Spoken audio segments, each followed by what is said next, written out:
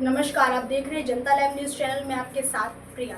कहते हैं शादी जन्म जन्मांतर का वे पवित्र बंधन होता है, जहां पर पति और पत्नी 7 फेरों के साथ 7 जन्मों के लिए आपस में बंध जाते हैं। लेकिन आज के समय में न जाने क्यों शादी जैसे अटूट बंधन को आज नकारा जा रहा है। तो शादी जैसे पवित्र बंधन की लोग अहमियत नहीं समझते। यदि पति और पत्नी के आपस में विचार मिलते हैं तो सही, और यदि नहीं मिलते तो अंजामे मौत। अब आप सोच रहे होंगे कि आखिर मैं ऐसा क्यों कह रही हूँ, क्योंकि आए दिन हम कहीं ना कहीं ऐसी घटनाएं सुनते हैं जहां पति पत्नी के आपसी मतभेद के दौरान एक दूसरे को मौत की नींद सुला दिया जाता है। वहीं आज हम बात करेंगे मेरठ के सांप कांड, जहां पर मेरठ में नीले ड्रम का मामला अभी शांत नहीं हुआ था। वहीं दूसरी ओर एक पत्नी ने अपने प्रेमी के साथ मिलकर अपने पति की गला घोंटकर हत्या कर दी, और यह साजिश हत्या में बदलने के लिए उसने अपने पति के शव के पास जिंदा सांप रख दिया, ताकि लोगों को लगे कि उसके पति की मौत सांप के काटने से हुई है। लेकिन इस बात का खुलासा जब हुआ जब उसके पति के शव को पोस्टमार्टम के लिए ले जाया गया, और पोस्टमार्टम की रिपोर्ट्स में यह साफ हुआ कि उसके पति की मौत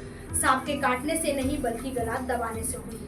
पत्नी ने अपने प्रेमी के साथ मिलकर अपने पति की हत्या कर दी, जहां पर रविता और उसके प्रेमी अमरदीप को पुलिस ने गिरफ्तार कर लिया है। जहां पर अमरदीप ने बताया कि उस सभी साजिश में रविता ने उसको केवल एक मोहरा बनाया। दरअसल अमरदीप का कहना है कि रविता ने उससे कहा कि उसका पति उसे रोज प्रताड़ित करता है, उसे मारता है, जिसको लेकर अमरदीप ने कहा कि तुम पुलिस में अपनी शिकायत क्यों नहीं करती हो, और यदि ऐसा नहीं करती हो तो तुम उसे तलाक ले लो।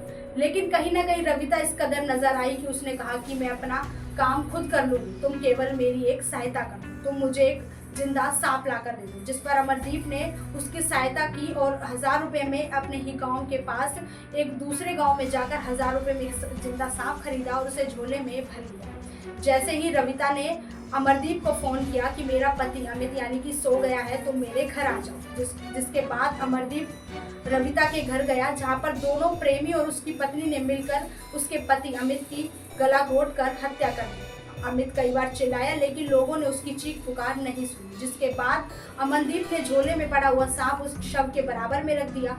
जिसके बाद हैवानियत तो वहां देखी गई, जहां पर पत्नी ने अपने पति को मौत की नींद सुला दिया और उसकी एक वीडियो भी बनाई, जहां पर वो जिंदा सांप उस शव को बार बार डस रहा था। ताकि रविता ने कहा कि उसने ऐसा इसलिए किया ताकि लोगों को वह दिखा सके कि उसकी मौत किसी साजिश के द्वारा नहीं बल्कि सांप के काटने से हुई है। वहीं दूसरी ओर अमरदीप ने बताया कि वे 6 महीने पहले मिले थे, जहां पर ये दोनों काम करते थे।